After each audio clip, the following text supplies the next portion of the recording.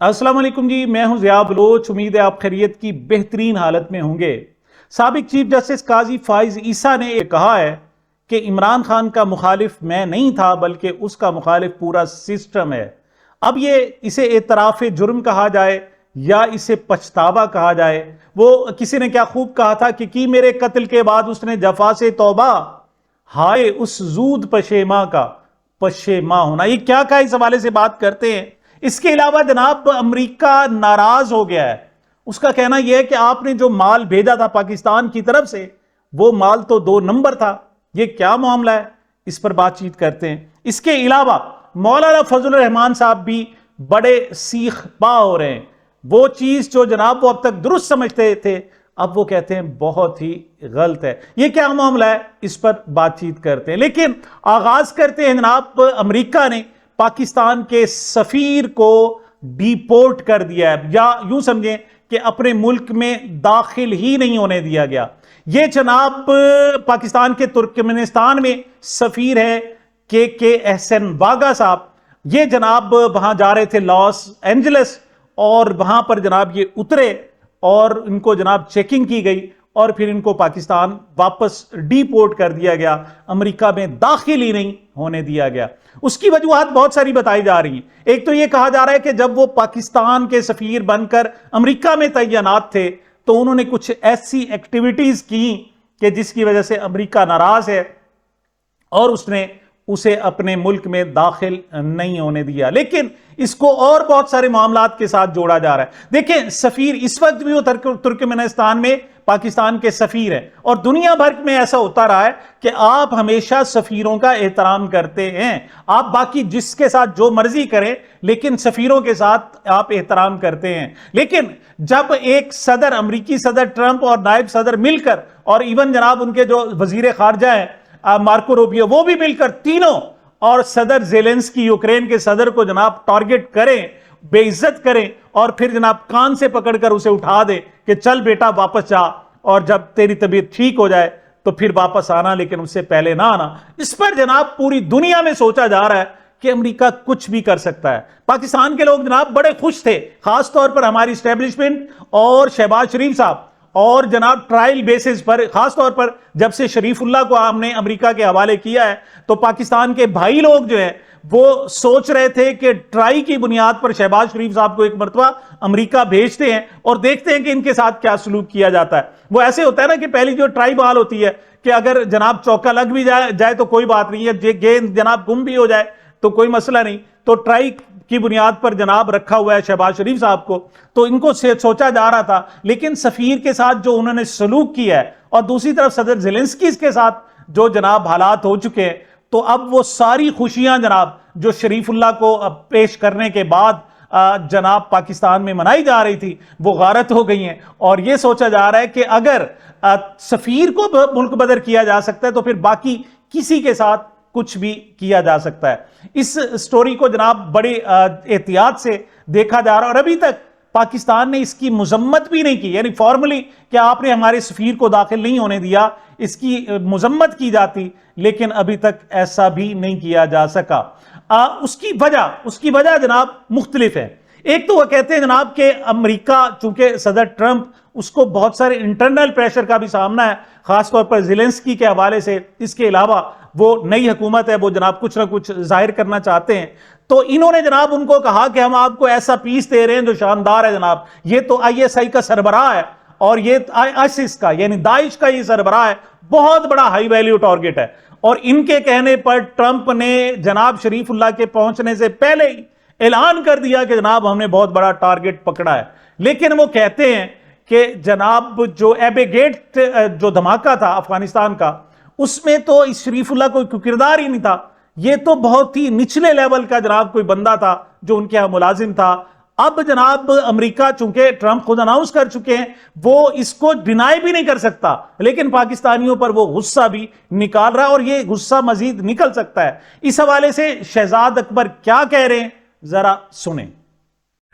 جو product deliver کیا گیا ہے وہ فالٹی نظر آ رہا ہے، کیونکہ جو پروڈکٹ ڈیلیور کیا گیا ہے وہ 36 گھنٹوں کے اندر ہی اس کے اوپر تو بہت زیادہ کچھ لکھا جا چکا ہے، پبلکلی آ چکا ہے کہ دراصل شریف اللہ اتنی بڑی چیز نہیں ہے جتنی بڑی چیز بنا کر وہ امریکہ کو پیش کر دی گئی ہے، کیونکہ 2023 میں ایبی گیٹ کے جو ماسٹر مائنڈز تھے ان کو اللیجڈلی خود ہی پہلے مارا جا چکا ہے، اور اس چیز کا کریڈٹ بھی امریکہ لے چکا ہے، اور ان کے جو لوگ امریکن شہری مارے گئے تھے ان کے فیملی ممبرز کو بھی وہ اطلاع دے چکے ہیں۔ لیکن اس کے ساتھ ساتھ جو شریف اللہ ہے اس کی capability being a mastermind of Abbey Gate, وہ ایک بہت بڑا سوالیہ نشان ہے، کیونکہ رپورٹڈلی شریف اللہ تو بگرام کی جیل میں 15 اگست 2021 تک قید تھا، اور اس کے کچھ روز بعد ہی وہ حملہ ہوا۔ تو ایک ایسا آدمی جو قید ہو وہ ماسٹر مائنڈ نہیں ہو سکتا، کچھ دنوں بعد اگر حملہ ہوگا یا تو وہ خودکش حملہ آور ہو سکتا ہے، یا کوئی گاڑی کا ڈرائیور ہو سکتا ہے، یا کوئی سامان کی ترسیل کرنے والا شخص ہو سکتا ہے، لیکن ماسٹر جو ہوتا ہے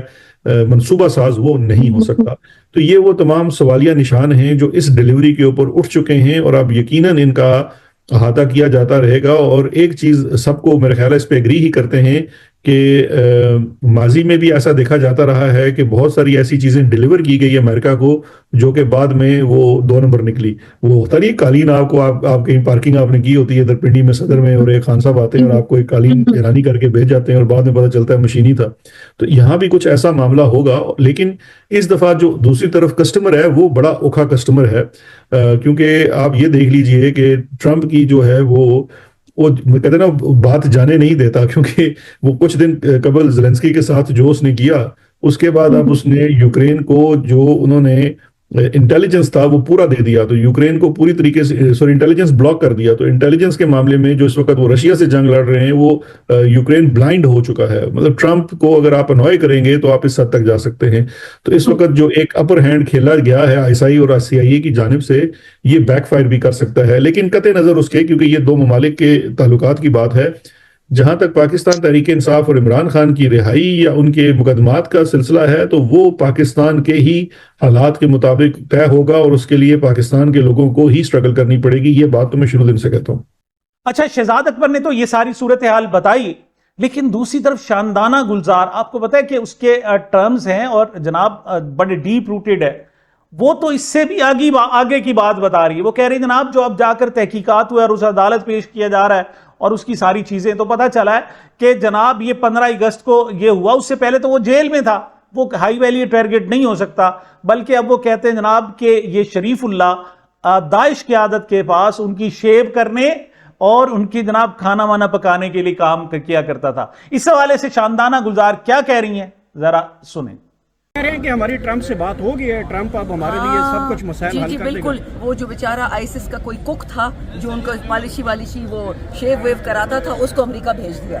اب وہ وہاں سے پتہ چلا ہے کہ جی وہ تو تھا ہی نہیں، وہ جو کہہ رہے تھے کہ آئیسس کا بڑا درندہ ہے کوئی، اب ان کے لینے کے دینے پڑ گئے ہمیں۔ تو میں نے بھی ایک اور جناب پاکستان کے ساتھ بہت برا ہوا، وہ یہ ہوا کہ سیاسی کارکنوں کے خلاف کارروائیوں، احتجاج کو دبانے، آزادی اظہار پر قدغنوں، ڈیجیٹل حقوق کی خلاف ورزیوں پر پاکستان عالمی ادارے CBCS کی واچ لسٹ میں شامل ہو گیا ہے۔ اب کانگو، سربریا جیسی جابر ریاستوں کی فہرست میں پاکستان موجود ہے۔ جب یہ جناب پاکستانی لوگوں کے گھروں کو توڑ پھوڑ رہے تھے، پولیس کے چھاپے مارے جا رہے تھے، خواتین کو گھسیٹا جا رہا تھا، جب میڈیا پر قدغنیں لگائی جا رہی تھی، تو ہم اسی وقت کہہ رہے تھے کہ آپ یہ سب کچھ کر تو رہے ہو، لیکن یہ آپ ملک کے ساتھ غداری، ملک کے ساتھ آپ زیادتی کر رہے ہو، PTI کے ساتھ نہیں کر رہے۔ لیکن اس وقت انہیں خیال نہیں آتا تھا، لیکن اب جناب ساری چیزیں سامنے کھل کر آ گئی ہیں۔ اسد طور کہتے ہیں CBCS میں ہیومن رائٹس واچ لسٹ نے پاکستان کو جابر ریاستوں میں شامل کر لیا،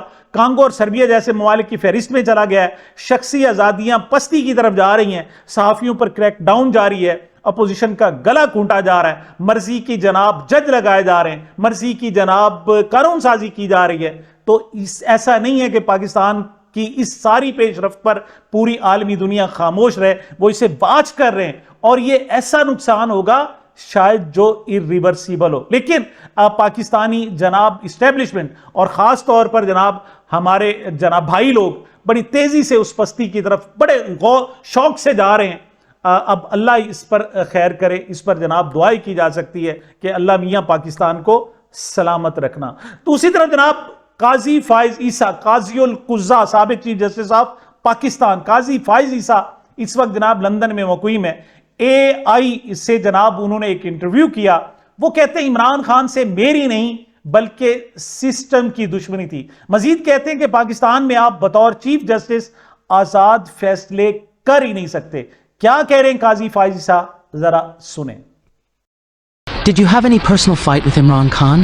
I mean, looking at all the PTI cases that came before you, it seemed like you were not in the mood to do justice. کیا آپ کی عمران خان سے کوئی ذاتی لڑائی تھی؟ میرا مطلب آپ کے سامنے جتنے بھی پی ٹی آئی کے مقدمات آئے ان کو دیکھ کے تو ایسا لگا کہ آپ کا انصاف دینے کا کوئی ارادہ نہیں تھا. Look, Pakistan's system is a bit complicated. If you think that as a Chief Justice I had all the powers, then you are wrong. My role in all the cases you are talking about was limited. Yes, some powers that are not visible in the media also have an impact in these cases which I cannot name here. دیکھیں, پاکستان کا نظام تھوڑا مشکل ہے. اگر آپ کو لگتا ہے کہ بطور ایک چیف جسٹس میرے پاس ہی تمام اختیارات تھے تو آپ غلط ہیں. ان سب مقدمات جن کی آپ بات کر رہی ہیں ان میں میرا کردار محدود تھا. ہاں, کچھ ایسی طاقتیں جو بظاہر تو میڈیا پر نظر نہیں آتی وہ بھی ان مقدمات میں اثر انداز ہوتی ہیں جن کا میں یہاں نام نہیں لیتا. یہ جناب میں نے آپ کو ٹرانسلیشن کے ساتھ سنایا. اب یہی تو معاملہ تھا. وہ کہتے ہیں میری دشمنی نہیں تھی, سسٹم کی دشمنی تھی. تو جناب جب سسٹم دبا رہا ہو, کسی کو کمزور کیے جا رہا ہو, اس پر ظلم کر رہا ہو, زیادتی کر رہا ہو, تو پھر یہ قاضی فائز عیسیٰ کی ذمہ داری تھی کہ وہ جناب اس سسٹم کو روکتے. لیکن وہ تو انہی کے جناب کٹ پتلی بنے ہوئے تھے. وہ تو ساتھ مل کر اپنی ذاتی دشمنی نکال رہے تھے. اس وقت بھولا بننے کی, معصوم بننے کی وہ ناکام کوشش کر رہے ہیں. اور پھر وہ کہتے ہیں کہ جناب میرے ہاتھ میں اتنے چیزیں نہیں تھی. مطلب آپ اتنے ہی مجبور تھے تو کیا آپ نے استعفیٰ دے دیا؟ آپ تو انجوائے کرتے رہے. اور آپ کی تو یہ بھی خواہش تھی کہ آپ جناب ایکسٹینشن لے لیتے. یہ تو پاکستان کا پورا دباؤ آیا جس کی وجہ سے آپ کو عہدہ چھوڑنا پڑا, ورنہ آپ اس سسٹم کا حصہ تھے. اب آپ چاہیں بھی صحیح تو جناب آپ جسے کہتے ہیں نا جناب, آپ دودھ سے بھی دھل کر آئے, لوگ آپ پر اعتبار کرنے کے لیے, اعتماد کرنے کے لیے, آپ کی بات ماننے کے لیے تیار نہیں ہوں گے کیونکہ آپ نے پاکستان کے ساتھ ظلم کیا ہے. دوسری طرف موجودہ چیف جسٹس یحییٰ آفریدی صاحب کہتے ہیں خواتین ججز کی ثابت قدمی سے قانونی نظام مزید مضبوط ہوا ہے. پاکستان میں عدلیہ میں خواتین کی بڑھتی ہوئی نمائندگی خوش آئند ہے. خواتین ججز کی خدمات کو تسلیم کرنا ہمارا فرض ہے. صنفی مساوات اور عدلیہ میں خواتین کی شمولیت ایک مثبت پیش رفت ہے. انہیں خواتین جج نظر آ رہی ہیں لیکن خواتین قیدی نظر نہیں آ رہی. ایک سال, دو سال جناب, چاہے وہ خدیجہ شاہ ہوں, وہ جناب صنم جاوید ہوں, یا اس وقت ڈاکٹر یاسمین راشد ہیں, اور بہت سارے لوگ ہیں جناب, عالیہ حمزہ ہیں اور دیگر لوگ, تو وہ جناب مسلسل قید و بند کی صعوبتوں برداشت کرتے رہے. اور ہمارے اس جناب بہادر چیف جسٹس نے ان کی جناب پٹیشن سننا بھی گوارا نہیں کیا. اب وہ جناب بھاشن دے رہے ہیں کہ خواتین ججوں کی جناب بڑا قانونی نظام مضبوط ہو رہا ہے. ہاں, ان کی اپنی سیٹ مضبوط ہو رہی ہے اور ان کے بارے میں یہ کہا جا رہا ہے کہ وہ بے اختیار چیف جسٹس ہے, اس وجہ سے جناب ان کی سیٹ مضبوط ہے.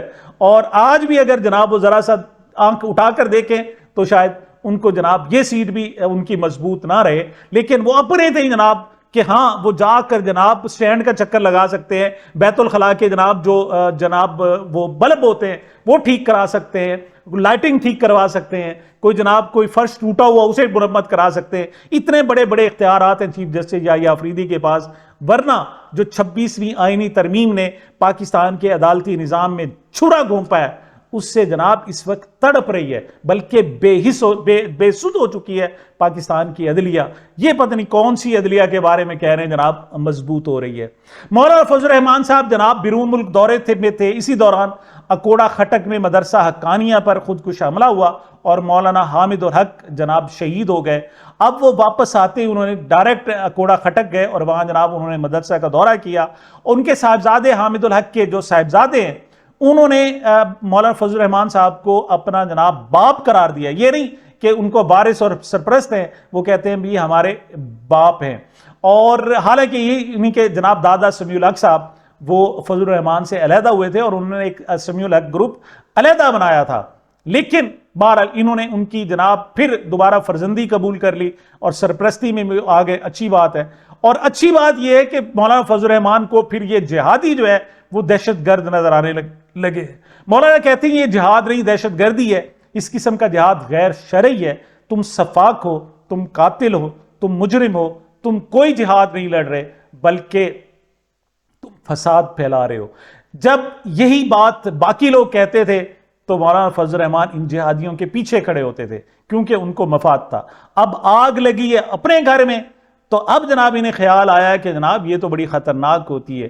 راحہ تندوری نے کہا تھا نا کہ لگے گی آگ تو آئیں گے گھر کئی زد میں، کہ پورے شہر میں اپنا مکان تھوڑی ہے تو آپ پہلے دوسرے مکانوں کو آگ لگاتے رہے، انہیں جھلساتے رہے، وہاں خودکش حملے کراتے رہے، اور اب جناب پہلا حملہ ہوا ہے جس سے چیخیں نکل رہی ہیں اور سب غیر اسلامی بھی نظر آنے لگا ہے اور غیر شرعی بھی نظر آنے لگا ہے. بہت ہی افسوسناک صورتحال ہے. اطہر کاظمی مولانا فضل الرحمان کی شخصیت کے حوالے سے کہتے ہیں کہ فضل الرحمان بند کمروں میں سیاست کرتے ہیں، جب اس حکومت کے جانے کا وقت ہوگا تب مولانا لیڈ کریں گے اور بند کمروں میں بیٹھ کر جو اگلی حکومت ہوگی اس میں مولانا کا کردار ہو سکتا ہے. پتہ نہیں کون لوگ ہیں انہیں جو سیاست کا چے گبیرہ بنا کر پیش کر رہے ہیں. کیا کہہ رہے ہیں اطہر کاظمی، ذرا سنیں. میں یہ سمجھتا ہوں کہ جتنی اوور ہائپ کی جاتی ہے مولانا کی سیاست، وہ آپ نے اگر حکومت بنانی ہے، آپ نے اقتدار بانٹنا ہے، بند کمرے کے اندر ایل ایف او سے لے کے 26ویں آئینی ترمیم تک مولانا کا ایک کردار ہے، اس میں مولانا کی اہمیت ہے.